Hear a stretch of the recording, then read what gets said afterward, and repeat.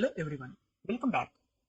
Let us see the different methods and attributes available on the floating point numbers. Let us begin with the absolute method, that is ABS.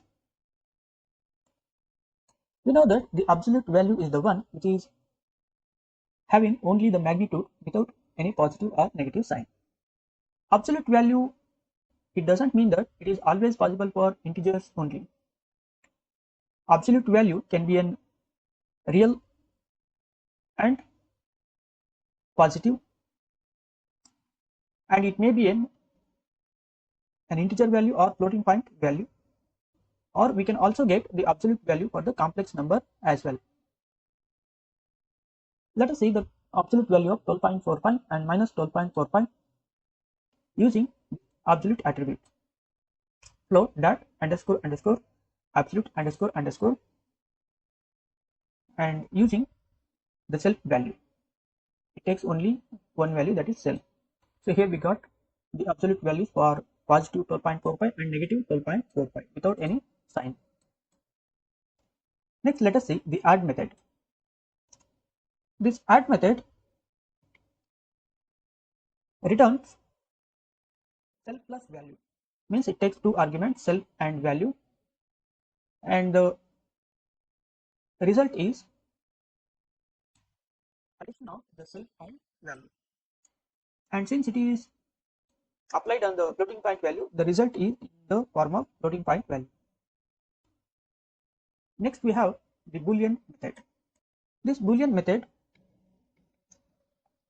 will return true if the number used to check is floating point value, else results false, means if the value used to check is an integer value or complex value. Since I have used 12.00, the floating point value, it will result true.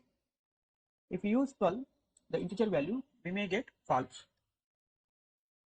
So for 12, means for the integer value, we got an error, type error.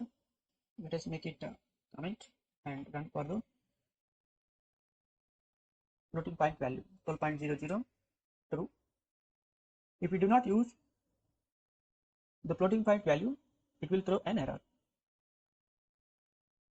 Let us see the ceil method. Ceil method return the ceiling as an integral. It takes only one parameter, that is self. So 12.3 has been converted to the next highest integer value, that is 13. Next, we have the division modulus operator. It returns the division modulus and it takes two arguments, self and the value. Let us run this cell and see the result. So here we got the quotient and the remainder. Next, we have the floor method. The floor method gives the floor value of the floating point value. For example, 12.7 dot underscore underscore floor underscore underscore. We got 12, which is nothing but the floor value, by discarding the fractional part. Let us see the floor division, which returns only the quotient. And this method takes two arguments, self and value, and it returns self floor division with value, self divided by value with floor division. So we got the quotient. Next, we have the integer method, underscore underscore int. This method will convert the floating point value to an integer value. It takes only one parameter, that is self. So we got the integer value. Next, we have the less than or equal to method. This method compares the two values using the expression, Boolean expression, like x is less than or equal to y, and it results true if x means the left operand is less than or equal to the right operand. Here I am using 12.0 as the left operand and 13.5 as the right operand or right variable. Yes, 12 is less than or equal to 13.5, so we got true. If we reverse or if we use the highest value for the left operand and lowest value for the right operand, we may get false. If we use both the left operand and right operand the same values, then look at the expression, compound Boolean expression, x is less than or equal to y. So less than or equal to. So we will get true.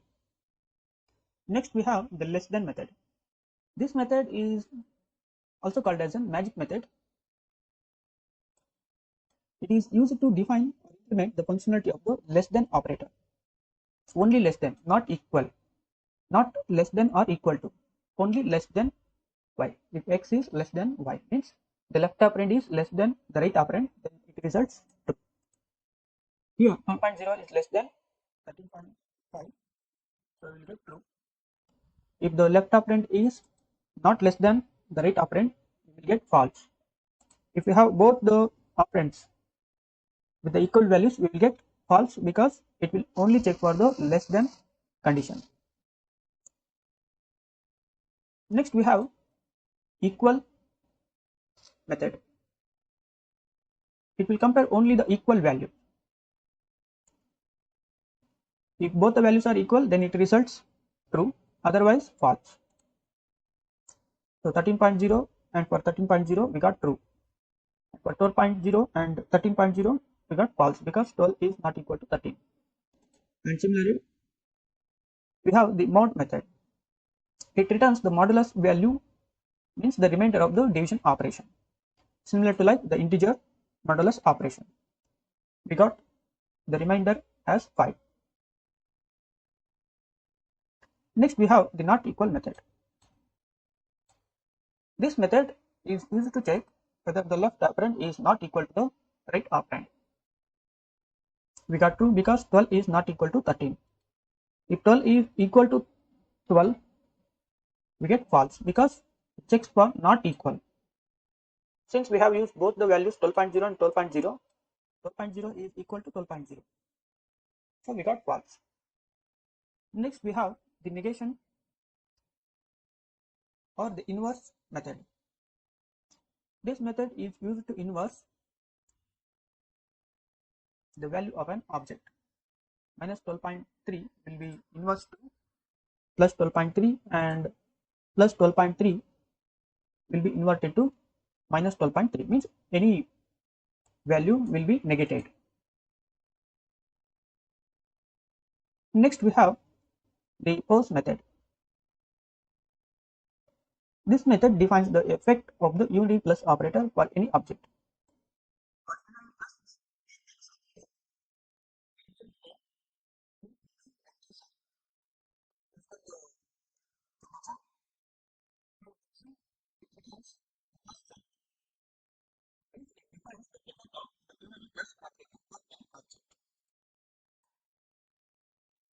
So we got 12.0 and for minus 12.0, so it looks like an absolute value, but it does not return the absolute value. It only defines the effect of the unity plus operator for any object.